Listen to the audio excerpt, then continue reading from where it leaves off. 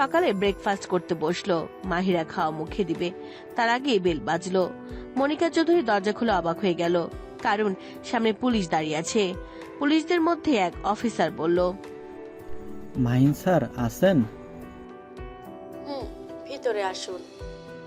ওদের দেখে মাহিন চৌধুরী এগিয়ে গেল।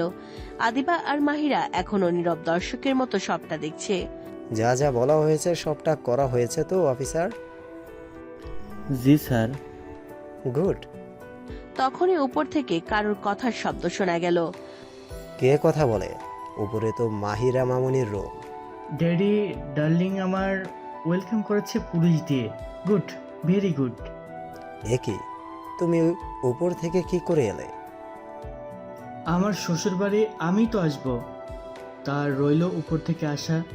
ভাবলাম আপনাদের একটা সারপ্রাইজ দেই, তাই হেলিকপ্টার থেকে আপনার মেয়ের রুমের বারান্দায় নামলাম। ভালোই হয়েছে, নিজে থেকেই এসে পড়েছ। অফিসার, আপনি আপনার কাজ করুন। অফিসার মেঘের সামনে গিয়ে দাঁড়ালো। You are under arrest mister Megh Khan. কি বলছেন কি? ভাইয়া কি করেছে? নারী পাচার চক্রের সাথে জড়িত উনি। এটা সম্ভব না, মিথ্যা বলে ফাঁসাচ্ছেন ভাইয়াকে। সব প্রমাণ আছে আমার কাছে। মাহিরা নিশ্চুপ হয়ে দাঁড়িয়ে আছে। আদিল মেঘকে হ্যান্ডকাপ পরাতে গেলে মেঘ বাধা দেয়। মেঘ একবার মাহিরার দিকে তাকালো, তারপর আদিলের সাথে চলে গেল।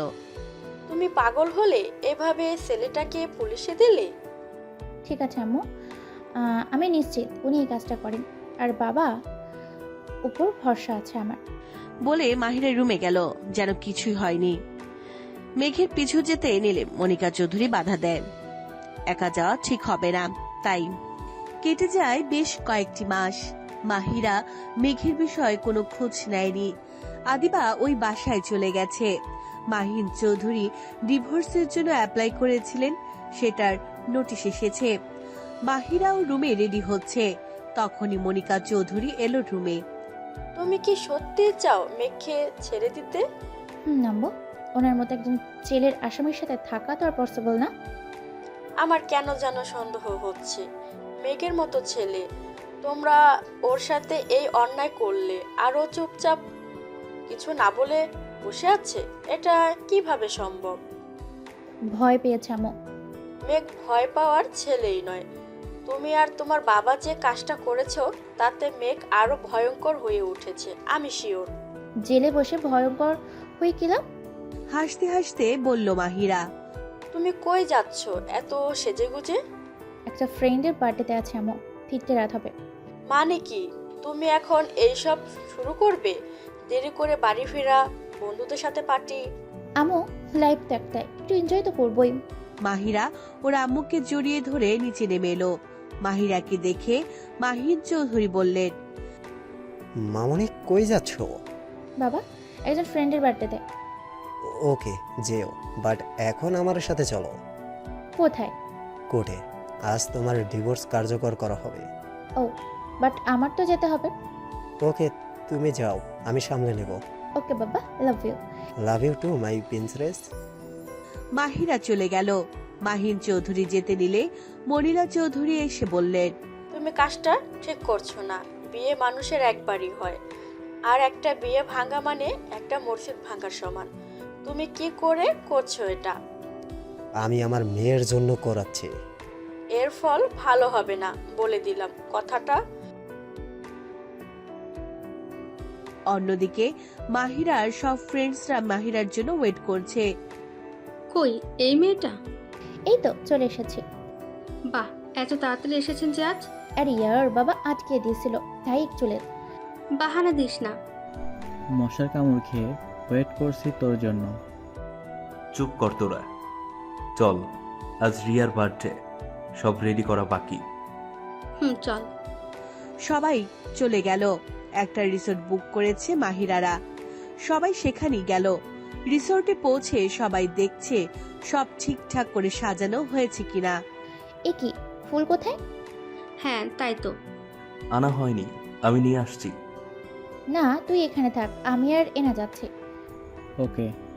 মাহিরা আর এনা ফুল নিতে দোকানে ঢুকলো। সামনে তাকিয়ে দেখে আরাব। মাহিরা দেখেও না দেখার ভান করলো। ওই দেখ আরাফ ভাই, মেঘ খানের বিয়ে, চল ওনাকে বলে মেঘ খানের সাথে দেখা করার একটা ব্যবস্থা করি। না, চল, ফুল নেওয়া শেষ। আরে মাহিরা এনাকে টেনে নিয়ে গেল। এনা বা মাহিরার ফ্রেন্ডদের মাঝে কেউ জানে না যে মাহিরার মেঘের সাথে বিয়ে হয়েছিল। ওই বিয়েতে মাহিরার কোনো ফ্রেন্ডই ছিল না। ওরা শুধু জানে এক বাজে লোকের সাথে মাহিরার বিয়ে হয়েছিল, আর এখন ছাড়াছাড়ি হয়ে গেছে। এটা নিয়ে কেউ তেমন কথা বলে না মাহিরার সামনে। ওরা চায় মাহিরা আবার নিউ লাইফ শুরু করুক। এদিকে মাহিরা ভাবছে মেঘ কোথায়। আজ এতদিন হয়ে গেল, মেঘ চুপচাপ কি করে? জেলে আছে বলে কি এখনো চুপ? এনা মাহিরাকে ধাক্কা দিল। কি রে, কই হারিয়ে যাস বলতো? কই না তো। দেখি তো, চল, ইমন কল করছে। মাহিরা আর এনা আরো কিছু কেনাকাটা করে রিসোর্টে ফিরে গেল। ফিরতেই বাকিরা এসে ঘিরে ধরলো। রিশাও চলে এসেছে। সন্ধ্যা 7টা বাজে সবে। সবাই রেডি। তোরা পার্টি শুরু করেছিস না কেন? রিয়ার নাকি কোনো স্পেশাল গেস্ট আসবে, তার জন্য ওয়েট করছি। স্পেশাল গেস্ট আবার কে? আসলেই দেখতে পারবি, সবাই ওয়েট করছে সেই স্পেশাল গেস্টের জন্য। চলে আসছে এমকে। এই এমকে কে? সামনে দেখ। খুশিতে লাফিয়ে রিয়ার কথায় সবাই সামনে তাকালো। সবাই ভীষণ খুশি হলেও মাহিরার চোখ যেন বেরিয়ে আসার উপক্রম। মেঘ? আমার ড্রিম বয়। আজ ড্যাডকে বলে ওনাকে এখানে আনার ব্যবস্থা করেছি। ও। মেঘ এসে বসলো। রিয়া সকলের সাথে পরিচয় করিয়ে দিল। মেঘ সকলের সাথে হ্যান্ডশেক করলো। মাহিরা পাথরের ন্যায় দাঁড়িয়ে আছে, মনে মনে ভয় পাচ্ছে, আবার সাহসও দিচ্ছে নিজেকে। ওদিকে মেঘ বাকি সবার মতো মাহিরার সাথে নর্মাল বিহেভ করছে। ওদিকে আদিবা আর আরাব বসে আছে টেবিলে। আমাদের কিছু করা উচিত। আর ভাইয়া? কি করার আছে আমাদের হাতে? ভাইয়া আর মাহিরা সম্পর্ক কি এভাবে শেষ হতে দেবো? ওদের ভাগ্যে যা আছে তাই হবে।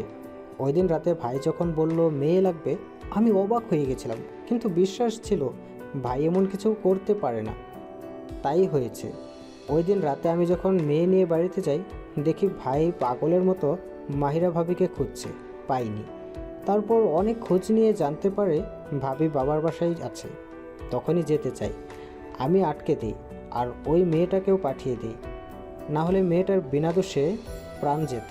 পরের দিন সকাল হতেই ভাই চলে যায় ভাবির বাসায়। মাহিরা এবার বাড়াবাড়ি করে ফেলেছে। ও জানে না কি হবে ওর সাথে। আচ্ছা আমি যাই। ওকে।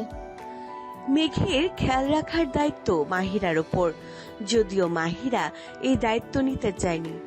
রিয়া জোর করে দিয়েছে। মেঘের নর্মাল বিহেভিয়ার দেখে অবাক হচ্ছে মাহিরা। মেঘ সবার সাথে পরিচয় হয়ে ওর জন্য রেডি করা জায়গায় গিয়ে বসে ফোনে কি যেন করছে। এদিকে মাহিরা দূরে দাঁড়িয়ে সবটা দেখছে। এই মাহিরা, যা এমকে এই খাবারগুলো দিয়ে আয়। আমি কেন? তুই দিয়ে আয়। রিয়া তোকে যেতে বলেছে, আর আজ ওর বার্থডে, সো ওর কথাই ফাইনাল। মাহিরা আর কি বলবে? ওর সমস্যাটা তো আর এনা রিয়া এরা জানে না। তাই মাহিরা এনার হাত থেকে খাওয়ারের ট্রেটা নিয়ে মেঘের সামনে রাখলো। মেঘ এক পলক মাহিরার দিকে তাকিয়ে জুসটা মুখে দিল, তারপর জুসের গ্লাসটা ছুঁড়ে মারলো। What is this? এই তেতো জুস দেওয়ার সাহস কি করে হয় তোমার? আমি তেতো জুস দিয়েছি? এখানে তুমি ছাড়া কাউকে দেখছি না যে এই কাজ করবে। আমি কেন এমন করব? আমি তো এনার কাছ থেকে। স্টপ। এক্সকিউজ শুনতে ভালো লাগে না।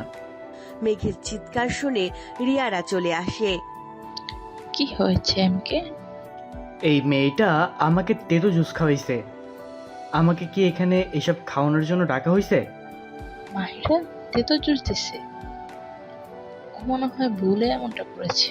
আপনি রাগ করবেন না। হ্যাঁ, ও ইচ্ছে করে এমনটা করেনি। আপনি ওয়াশরুমে গিয়ে মুখ ধুয়ে আসুন।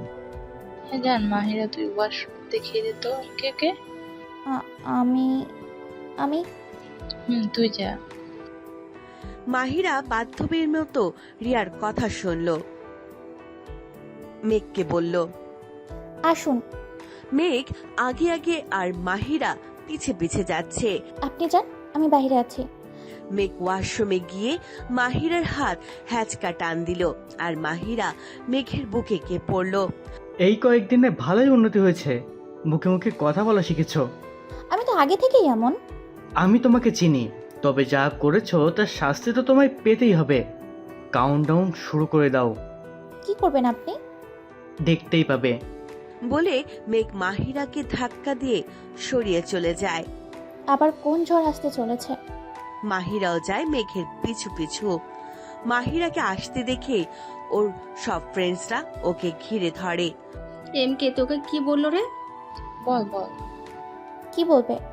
তোরা এমন করে আছিস যেন উনি আমায় কতদিনের চেনা। সেটা তো আমরা বলিনি। তুই এমন ঘাবড়ে যাচ্ছিস কেন? ওই না তো। এই তোরা এই টপিক বাদ দে। রিয়া চল, কেক কাটবি। এটা নিয়ে পরে কথা বলবো।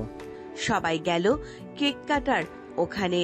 রিয়া কেক কেটে আগে মাহিরাকে খাওয়ালো, তারপর মেঘকে, তারপর ওর সব ফ্রেন্ডদের। সবাই বেশ মজা করে রিয়ার বার্থডে সেলিব্রেট করলো। মেঘের একটা মিটিং আছে, তাই ও তাড়াতাড়ি বেরিয়ে গেল। সবাই গোল হয়ে বসে আছে। ছোট পার্টির মতো আয়োজন করা হয়েছে, গান বাজছে। কিউট। ইস, যদি ওনার বউ হতে পারতাম। বড়লোক দুলাভাই পাইতাম। তোরা কি বলিস? তোরা থামবি? কি একজনকে নিয়ে পড়ে আছিস? তুই রাগ করছিস কেন? আচ্ছা তুই এক কাজ কর, এমকে এর সাথে কথা বলাই দে। আমি কিভাবে দিব? চুপ থাকতো। আমরা আজ সবাই একসাথে হয়েছি, শুধু আদিবা নেই। হ্যাঁ রে, ওকে মিস করছি। ওকে কল করে কেউ ডাক। তুই কল দে, ও তোর সাথে বেশি ক্লোজ ছিল। না আমি পারবো না, তোরা কল দে। ওয়েট, আমি কল করি। অ্যানা আদিবাকে কল করলো, বাট পরপর ফোন অফ। ওর ফোন অফ? ও তো ফোন অফ রাখে না কখনো। এক কাজ কর, ওর অন্য নাম্বারে কল কর। আমাদের কাছে ওর একটা নাম্বারই আছে। আমি দিচ্ছি নাম্বার। মাহিরা এনাকে নাম্বার দেয়, যে নাম্বারটা শুধু আদিবার ফ্যামিলি মেম্বার্সরা জানে।